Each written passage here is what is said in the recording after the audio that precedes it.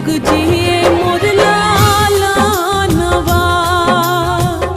और जी करिले माई पूजिले चरणवा